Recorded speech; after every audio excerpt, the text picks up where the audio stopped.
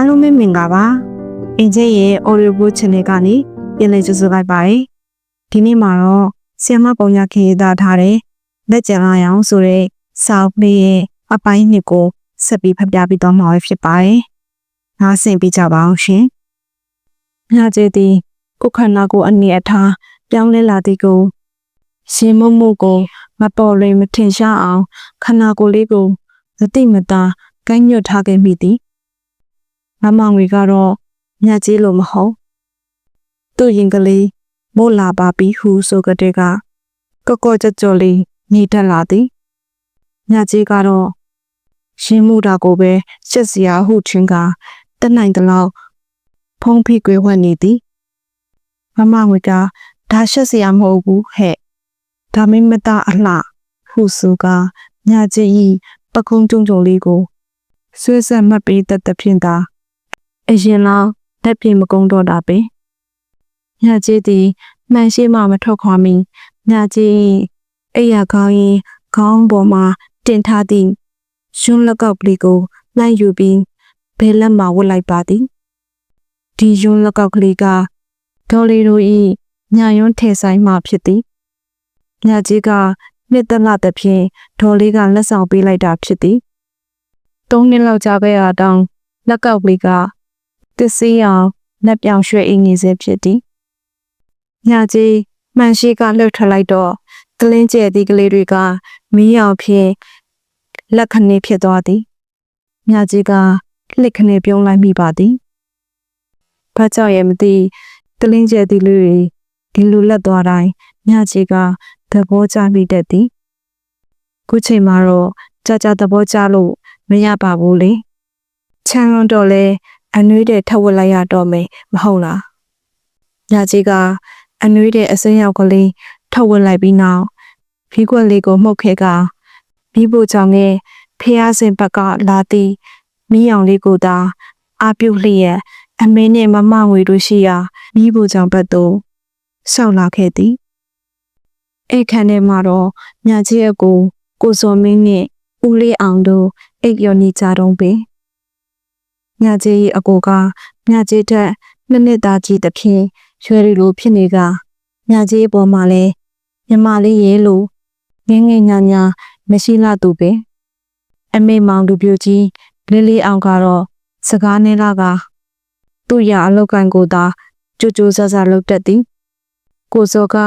ညကြီးအပေါ်တငယ်ချင်းပေါင်းပြီးအနာယူတတ်သဖြင့်ညကြီးနဲ့တိတ်မတဲလားမမငွေကတော့နေရာတကာဆရာကြီးလောက်ကတန်ပင်နီနိုချင်းမရှိသူတီသူတက်သူလှုပ်တတ်သူမျိုးဖြစ်သည်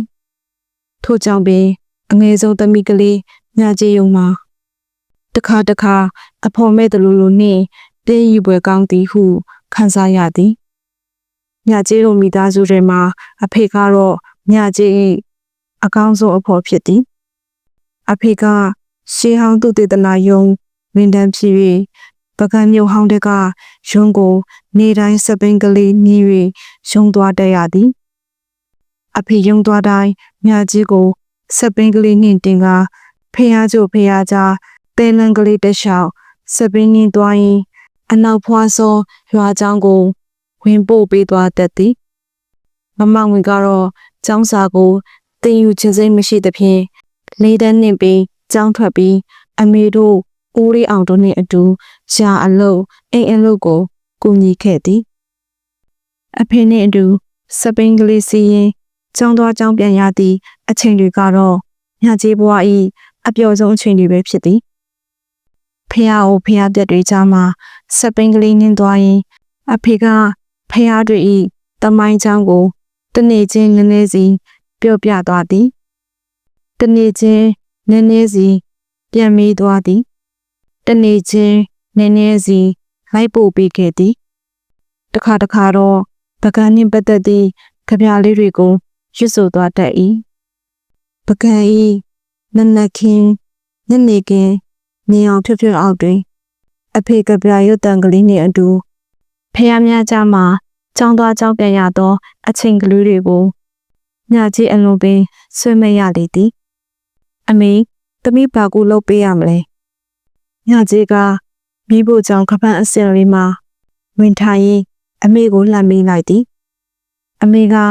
ညာကြီးကိုလက်မကြည့်အားသေးပဲထမင်းကြိုက်ပြင်းနေရင်ကလှမ်းပြော၏ညီလာကိုလှုပ်ပေးတာသာစောင့်နေရရင်မိုးစစ်စင်လင်းတောင်အိမ်ကထွက်ရမှာမဟုတ်ဘူးငွေလှုပ်ပေးသွားလို့အားလုံးပြီးနေပြီငွေတော့အနေဆက်လှုပ်ထားလိုက်မယ်ကားဖို့ပြင်တော့မမငွေကဆေးလက်စတန်အိုးတွေကိုအပိသက်ဆေးလိုက်ပြီးမိဖို့ချောင်းထဲမှထွက်လာရင်ညာကြီးကိုတစ်ချက်ကြည့်ကအဖွားကြီးကိုပေါက်ဆဟုစသားသဖြင့်ညာကြီးကနှက်ခမ်းတစ်ချက်ဆူပြလိုက်သည်ပြီးတော့အမေရှိကဟင်းအိုးတွေငုတ်ကြည့်လိုက်ရင်အမေဘိုင်းတွေချက်အစုံပဲအိတ်လက်ပံကောင်းနဲ့ပုံးရင်ကြီးချက်တယ်မြေပဲဆန်နဲ့ချမောင်ဘူးချက်တယ်ရေပဲဆန်ရဲ့မကြီးသေးမဲ့ရဲ့မြုပ်သီးစိမ့်နဲ့မပိရီကြိုပြီးငါ6ကြော်တယ်မြူရွက်တုတ်တယ်အမေဟင်ကဒါပဲလားဒါပဲပေါ့ဒီရဲ့ပိုင်းတောင်ယိုဘက်ကအသားတွေမလာဘူးတီရီပစ္စယဘက်ကငားတယ်လည်းမလာဘူးအမေလည်းညာဦးထိတောင်းမွေနိုင်ဘူးညီအဖေကလည်းရုပ်တစ်ဖက်နဲ့ဝယ်ရတာမဟုတ်ဘူးဂျင်းမများနဲ့ညီကြိုက်တဲ့မြူရွက်ကိုရေပဲဆန်များများနဲ့တုတ်ထားတယ်နှွေစိုးကိုရွက်နုမကြီးရွက်နုနဲ့ခန္ဓာရွက်နုနုလေးတွေကိုတုတ်ရစားရသည်အမေကပြောဆူထမင်းကြိုင်တွေကိုစိတ်နေသည်ညကြီးရွာမှာကတာငါရှာလာသည်ညောင်ကိုမှတောင်းမွေနိုင်လေတူရင်တောင်ရုံအနောက်ဖက်လက်ဝဲရွာညောင်တို့ရွာတွေကငါရောက်မှအမဲသားဝတ်သားစားရသည်ညတော့အဖြစ်တော့ဘေးပဲဆန်နဲ့ငပိငချောက်အတိရွက်ကိုသာဟာပြွေစားရသည်အမေချက်သည်ဟင်းတော်များများတွင်ရေပဲဆန်ကမင်းသားကြီးဖြစ်သည်ညကြီးကတော့ရာသီစားအရွက်တုပ်လေးတွေကိုအထုကြိုက်နေသလားသည်မိုးဆိုရင်ဟင်းနုနယ်ရွက်တုပ်ဟင်းရွက်နှတောင်ရွက်တုပ်တို့ဖြင့်ခမင်းမြင်ငါသည်စောင်းဆိုရင်တော့တောက်ခေါ်ရွက်တုံးရဲ့ညကြီးအကြိုက်ဆုံးမြူရွက်တုပ်ကိုစားရသည်ညကြီးအတွက်တော့မြူရွက်ကအရွက်တကားတို့၏ဘယင်မဖြစ်သည်အရွက်တုပ်တိုင်း၏မင်းသားကြီးကတော့မြေပဲဆန်ပဲဖြစ်သည်အရွက်တိုင်းကိုမြေပဲဆန်နိုင်ဖြင့်တုပ်ရသည်တခါများဆိုမြေပဲဆန်များလို့သဖြင့်အရွက်၏အရာသာတောင်ပျောက်ချင်းဖြစ်တတ်သေးသည်နှွေရခါလှိုင်ရသည့်မကြီးဘူးကိုလည်းမြေပဲနှင့်ပင်ထောင်းကစားရသည်တမနုချင်းမျိုးတို့ရောင်းလင်တော့အဖွားကတမရွက်နုကလေးတွေပုံအစီတေးသေးလေးတွေစီးပြီးစမ်းစည်းရင်နဲ့ဇီးသီးထဲကအိုးထဲမှာဆင်းထားလိုက်သည်9ရက်တပတ်ကြာလင်တော့အိုးထဲကဖော်ကသူ့လဲစားညကျေးတို့တအိမ်သားလုံးကိုလည်းကျွေးတတ်သည်ဒီနေ့တခါဦးစေးရမယ်အိတ်ဒီလိုတမနုချိန်မှာတမရွက်စားပြီးရင်ဦးကိုဆေးချပေးလိုက်တယ်လို့ပဲရှင်းတန်သွားမှာအဖွားဤတိုက်တွန်းမှုကြောင့်ပင်ညာကျေးတို့တအိမ်သားလုံးနှစ်တိုင်းတမနုချိန်မှာတမရွက်စား၍ဦးစေးကြရသည်တကြံတနေ့ရောက်ရင်တော့စီးပွားတက်ကန်စာတာတက်အောင်ခံတက်ကိုစားပေးရသည်ညကြီးကမြင်းချင်းများတက်တော်လေခုလိုစောင်းရသည်မှာမြေရကလေးတွေကိုယူနီဖြော့ကမြေပဲဆန်နှင့်ကျက်သွန်ကြောနိုင်ထဲ၍တုတ်သည့်မြေရွက်တုပ်ပါလင်းကျင်းနေပေပြီဒါနဲ့အမေဒီနေ့မမပုံနဲ့မမညိုတို့တွေရောဖျားပွဲလာကြမယ်လေလားဒါကြမှာတဲ့အေးရတော်လာစန်းတော့ကတေးပြင်တော့ကအသားတဲ့နဲ့မှားလိုက်တာသူတို့တွေကအရင်နှစ်တွေကလိုပဲတပတ်လောက်စောကြိုရောက်ပြီးလက်စကန်ချနေကြမှာတပိတ်လုံးမှုပေးတာနဲ့လက်ကျင်တာတဲ့အနောက်ဘက်တောင်ရိုးရွာတွေက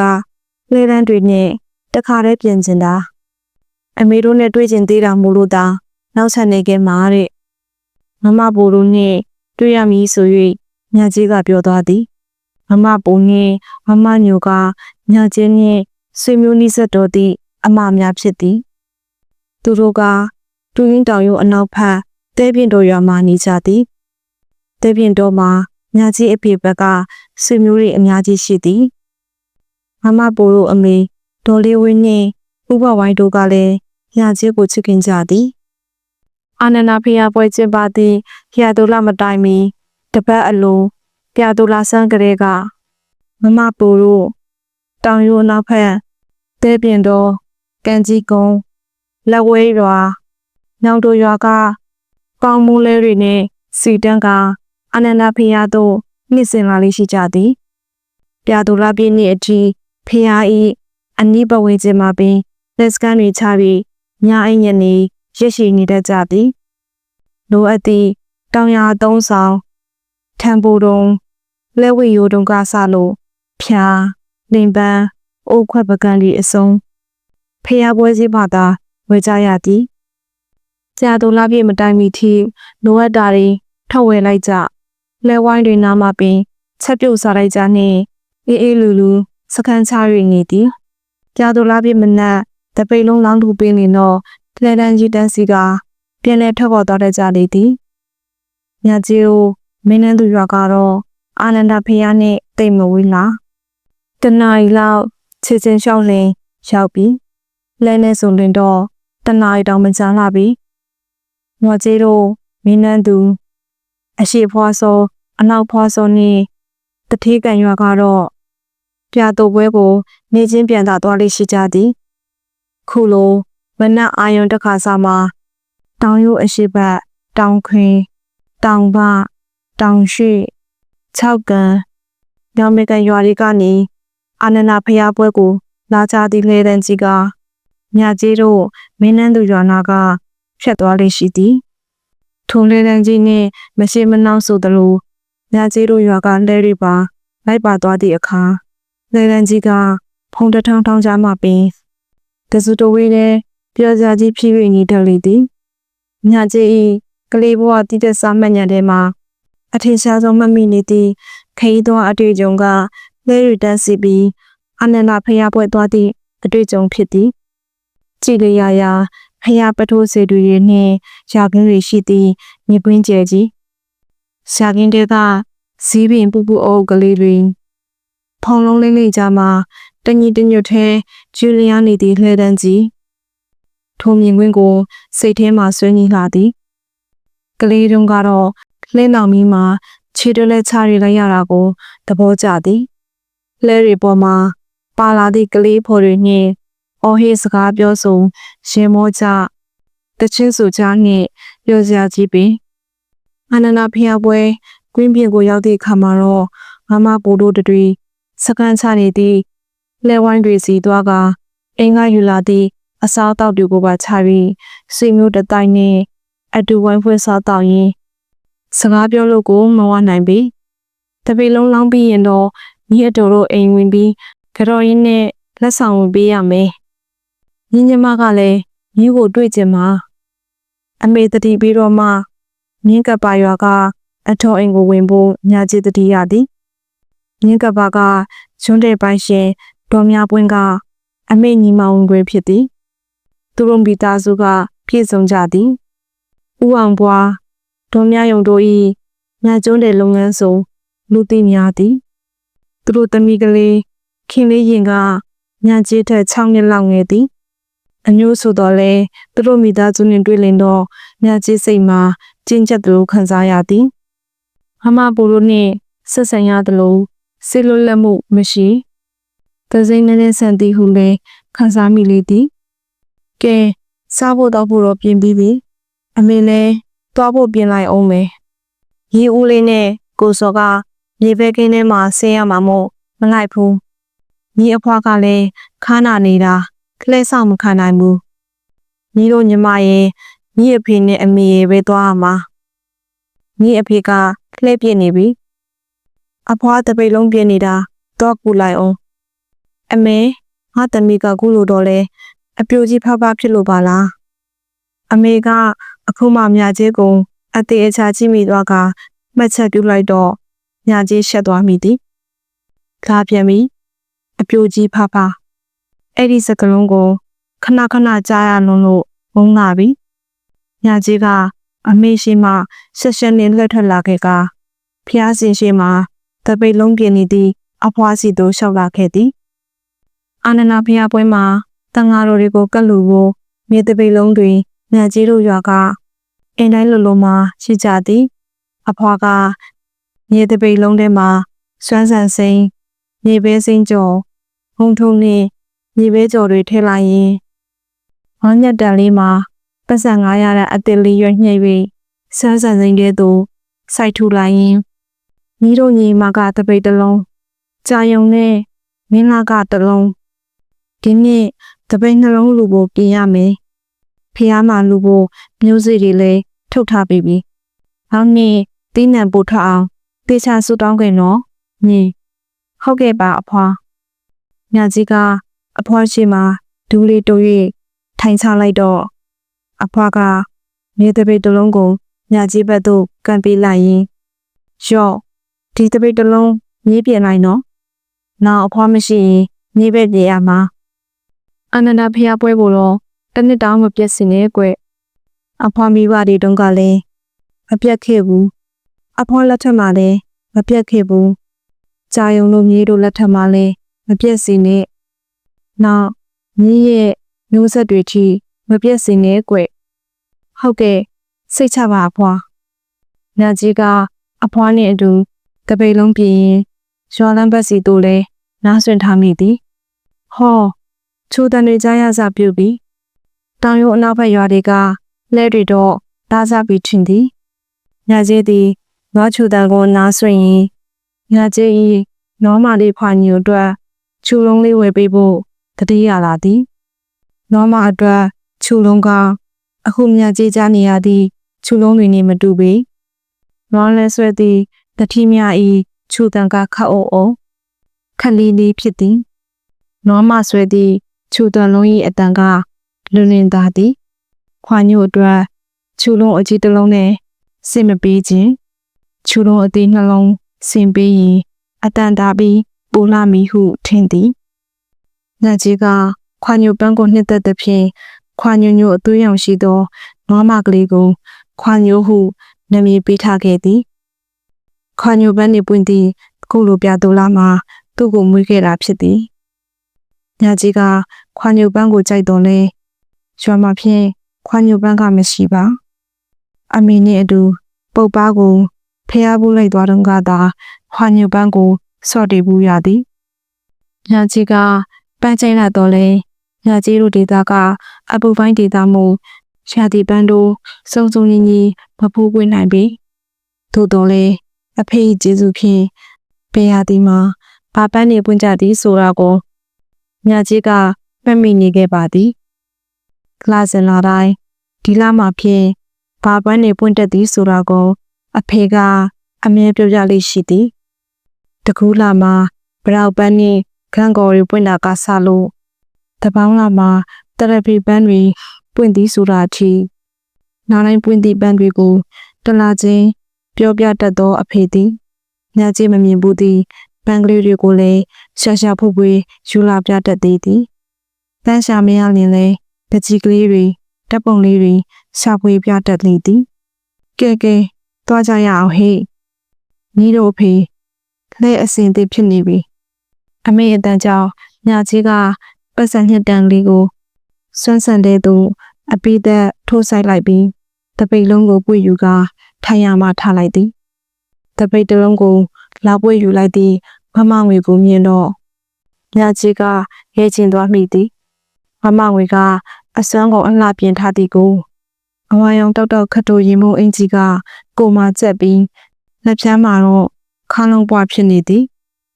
တောင်ကြီးကလည်းရွှေချီလက်လက်ပါသည်ချိတ်လုံးကြီးမျိုးဖြစ်သည်တနခါဖုံဖုံအောက်မှာမိတ်ကပ်တူတူခံထားမှန်းလဲတိတာနေသည်နှခမ်းကလည်းရဲလာပကုံးအေးလေသူကတော့အပြိုဖြစ်တာကြားမကိုပြီးတော့မမငွေမှာရီးစားရှိသည်ဟုညကြီးထင်သည်အရှိဖွားစောရသားတယောက်နှင့်ကြိုက်နေသည်ဟုဟိုဘက်အိမ်ကထွေကညကြီးကိုတီးတိုးလာပြောထားသည်ညကြီးကမမငွေကိုပြန်မေးမိတော့မမငွေကကလေးလိုနေစမ်းပါ၏လူကြီးတွေကိုပြန်မပြောနဲ့အကြလားဟုမှားထားသည်